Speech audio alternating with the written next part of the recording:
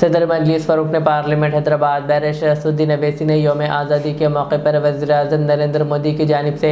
RSS का जिक्र करने पर सख्त एतराज़ किया। उन्होंने कहा कि यौम आज़ादी पर वज़ीर-ए-आज़म को आवाम के लिए हुकूमत की कारकर्दगी बयान करनी चाहिए,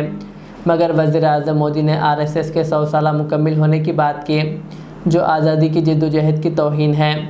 क्योंकि RSS ने कभी तहरीक आज़ादी में हिस्सा नहीं लिया बल्कि बरतानवी हुकूमत का साथ दिया। बैरिस्टर अवैसी ने मज़ीद कहा कि RSS हमेशा शमूलियती कौम परस्ती की मुखालिफ रही है। उन्होंने कहा कि मोदी जी अगर बतौर रुकने RSS हेडक्वार्टर जाते हैं तो इन्हें एतराज़ नहीं, मगर जब वो वज़ीर-ए-आज़म की हैसियत से खिताब करते हैं तो इस तरह की बातों से गुरेज करना चाहिए। देखिए, मेरी राय ये है कि हर प्रधानमंत्री देश का 15 अगस्त के दिन लाल किले से मुल्क की आवाम को, जनता को अपने भाषण के ज़रिए ये बताती है कि उनकी सरकार ने क्या किया या क्या करने वाले हैं। एक रिवायत रही है, मगर प्रधानमंत्री 15 अगस्त के दिन 2025 में खड़े होकर RSS की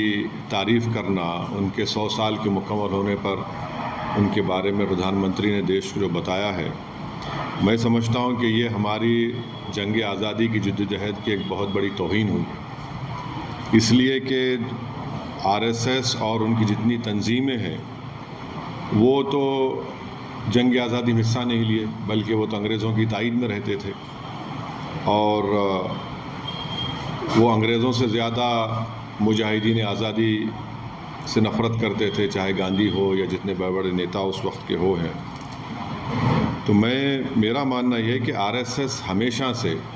1925 से लेकर अब तक और मुस्तक़बिल में भी वो इंक्लूसिव नेशनलिज़म की मुखालिफत करती रही। जो यही इंक्लूसिव नेशनलिज़म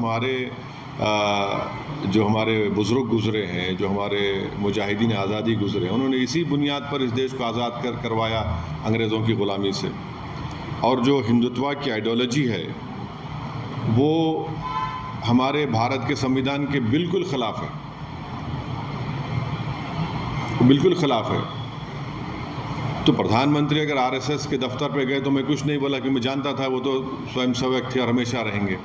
मगर जब आप प्रधानमंत्री के तौर पर ये कह रहे हैं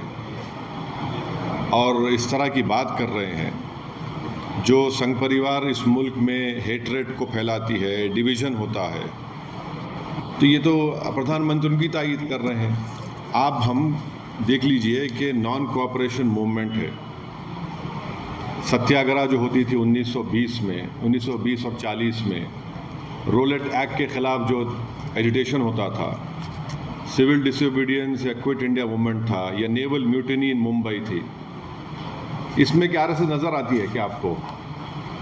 फिर आप देख लीजिए, मैं ये क्यों कह रहा हूँ, RSS का जो प्रार्थना है, वो प्रार्थना में क्या लिखा गया है बताइए आप? क्या वो प्रार्थना इंक्लूसिव है? फिर RSS का जो शपथ है उसमें तो सिर्फ एक ही समुदाय के रिलीजन, उनके सोसाइटी, कल्चर की बात होती है। और फिर आप अगर हिस्ट्री में जाएंगे तो जब अंग्रेज़ों ने ये फ़ैसला लिया कि कोई भी ऑर्गेनाइजेशन मिलिट्री ड्रिल यूनिफॉर्म पहन के नहीं करेगी,